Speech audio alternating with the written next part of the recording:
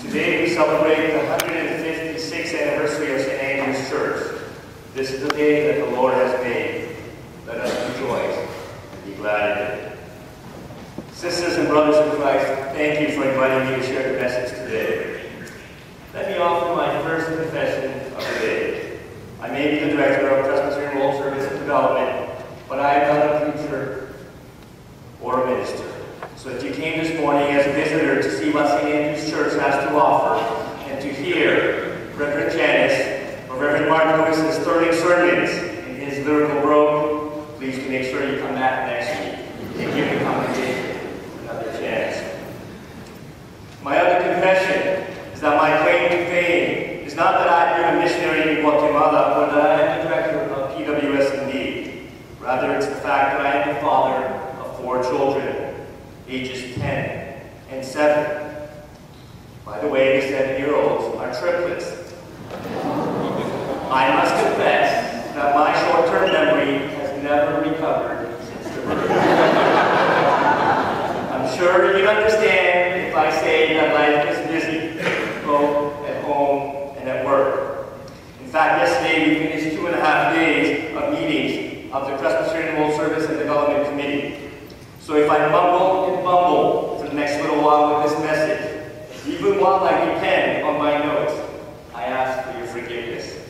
I know that you are good and gracious people of God, and I pray that our time together this morning will nonetheless leave you with something to ponder.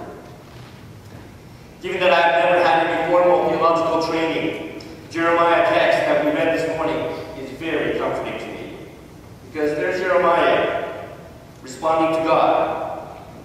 I do not know how to speak, for I am only a boy.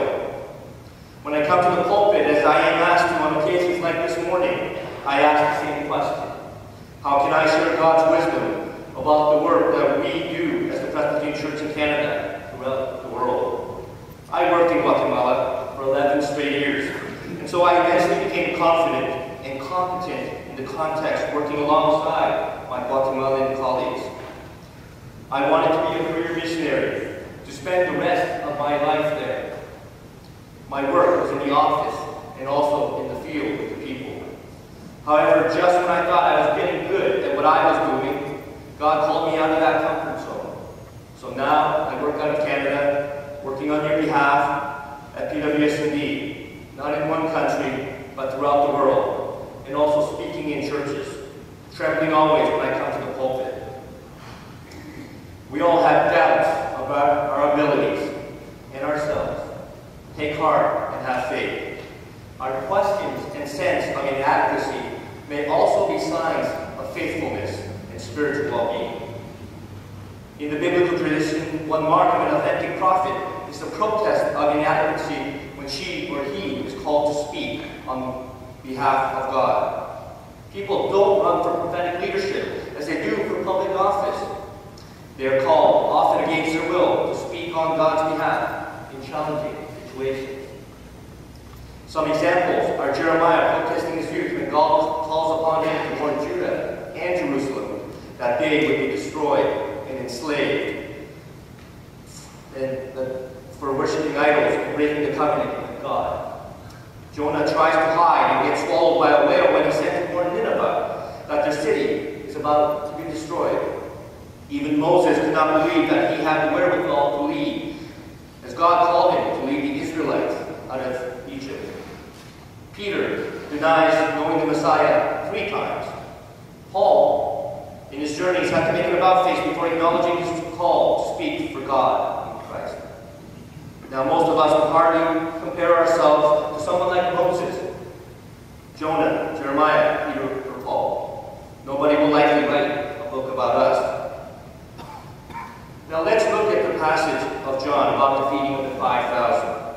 I'm sure that the nameless little boy who offered all he had must have felt like Jeremiah. We don't hear much about what the boy felt or actually did of the dead to the loaves and fishes. But we find the disciples looking at the world's needs and their own resources and coming to the conclusion that they live in a world of scarcity.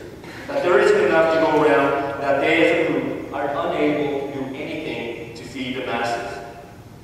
It was a little boy with his 5 loaves and 2 fishes, who was God's messenger that day.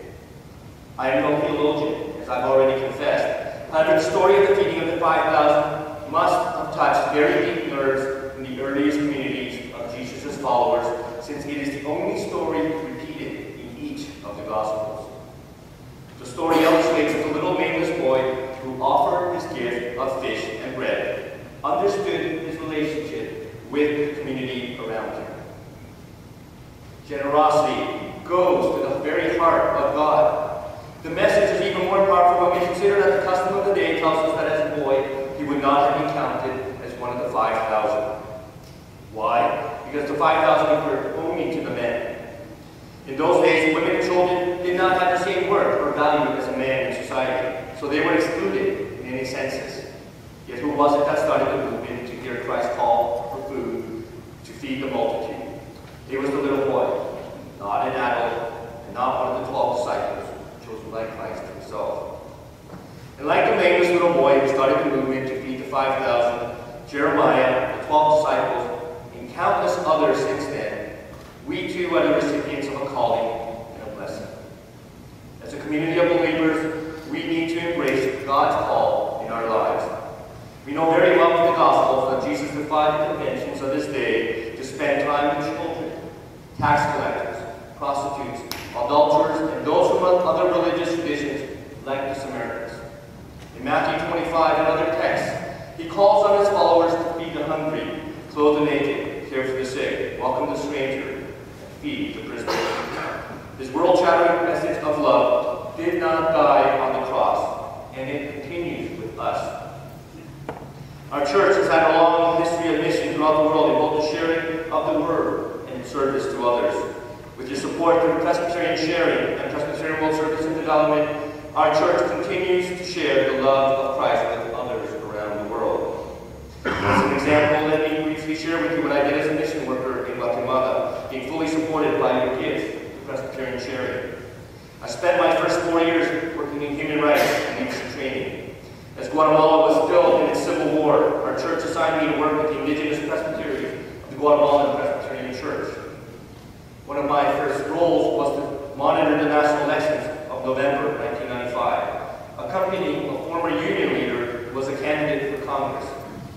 Being a socially minded candidate in a country that experienced 36 years of civil war meant that he had received numerous death threats.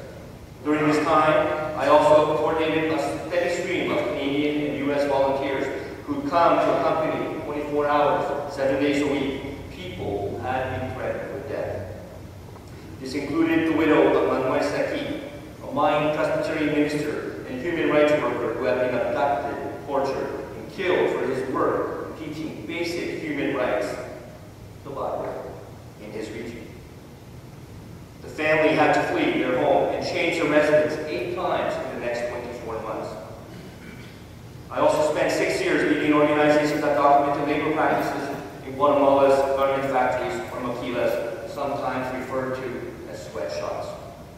Look at your clothes today. Look at your tags. Most of it is no longer made in Canada, but come from many other countries like Guatemala, China, Mexico, Lesotho, and Bangladesh. All of them have wages far lower than ours. With my Guatemalan colleagues, we documented labor practices in the coffee, banana, and sugar plantations where tens of thousands of workers, that include children, work long hours for low pay and absolutely no benefits, often in dangerous conditions. Why is this important? The Guatemalan founders of the civil society-based organization believed that at the beginning of the peace process, the business sector should be made aware of the expectation of Guatemalan society, where decent working conditions and respect for the rule of law should be the norm between business and labor. Working for justice and right relationships is integral to our faith relationship with God. Within the Presbyterian Church in Canada, we work in this right relationship of loving our neighbors locally and internationally.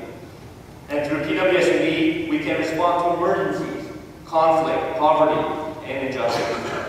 We work to support people and communities in need with humanitarian assistance, food, water, and shelter, and development programs that improves the quality of life for promotes self-reliance, and addresses the root causes of poverty and injustice that take away from the dignity of people made lovingly by